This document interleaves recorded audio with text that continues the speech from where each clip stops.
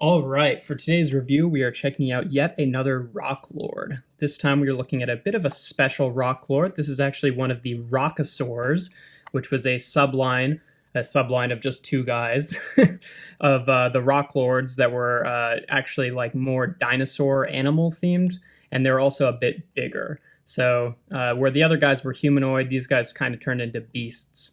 There's another one, Terra-Rock, that turns into a pterodactyl. I don't currently have that one. And this guy, he doesn't turn into a super distinct dinosaur mode, at least not one that I recognize.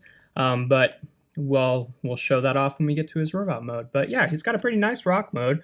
I'd say like it definitely looks more distinctly, round than a lot of the rocks, the other rock lords, and got some good cracking and detailing going on there. I love the pearlescent purple. I hope my camera is picking that up okay.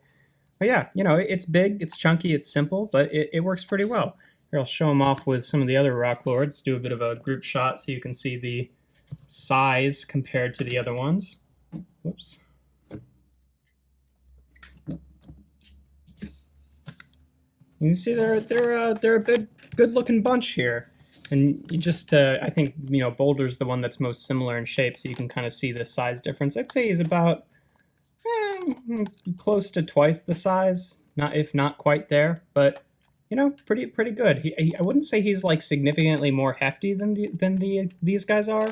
He's got a lot of sort of hollow bits in him, which is fine, but there's guys like Granite that really have a good weight for him for his size. And then I'd also like to show him off with a couple of these bots that I feel like are sort of his spiritual successors. Here we have Slobber Rock and Spot the Rock. You can see definitely these guys, fit in with the whole Rock Lords theme, but they, when we get to robot mode, you'll see why they specifically fit in with this guy. But speaking of which, to transform him, the first thing you want to do, he's actually pretty simple compared to a lot of them. I mean, they're simple too, but he's kind of more run-of-the-mill, sort of what you'd expect out of this kind of transformation. But you take his legs here and you just rotate them down, and then rotate his feet out. The front feet are kind of loose, which doesn't ultimately matter because they end up just sitting on the ground just fine, but something to mention. They've got these little handholds here. And then, same thing with the back legs. Just rotate them out, and they flip out from behind and swing all the way around.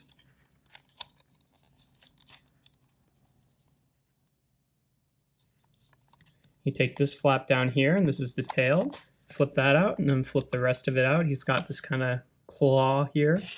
And then the front here, the spike, you flip out, and then the head flips out the rest of the way. And then he actually does have the jaw kind of opens a little bit so you can see the front teeth. And there you have Spike Stone in his very awesome robot mode.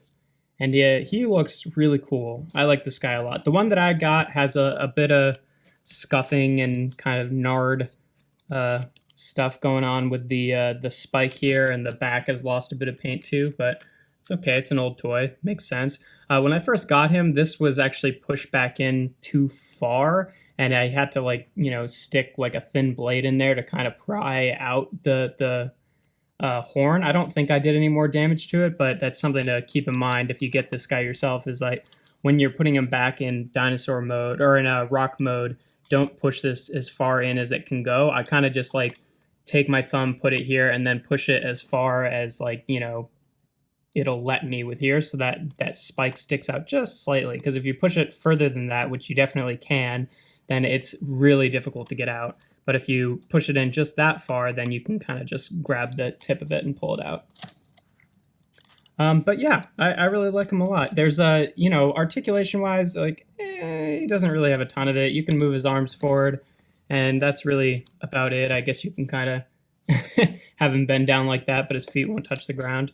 And same thing with the back legs, but the feet don't fold any more forward. So I guess you could have him kind of mid-stride with one paw kind of going back, but I think he looks best just kind of sitting him straight up like this.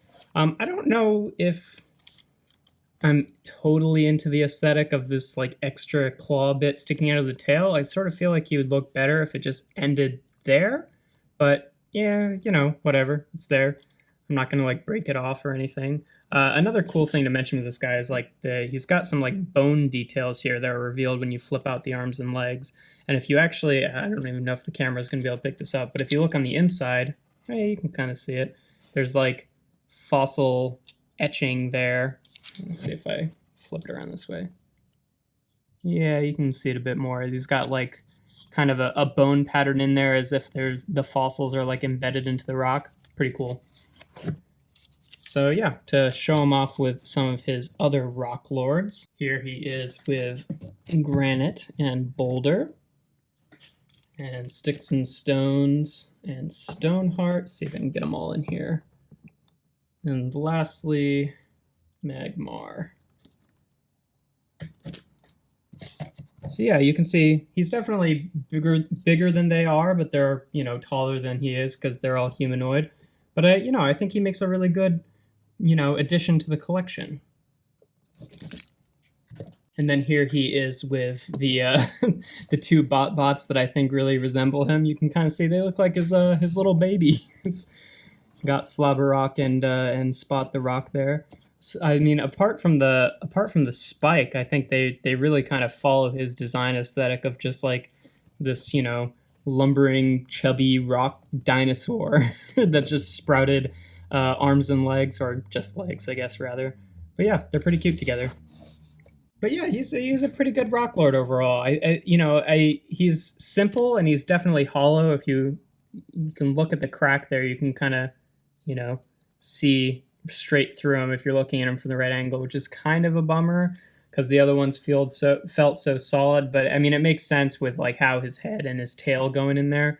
But yeah, I still really like the way he looks, and he just like makes a really nice, you know, kind of variant addition to the Rock Lords collection.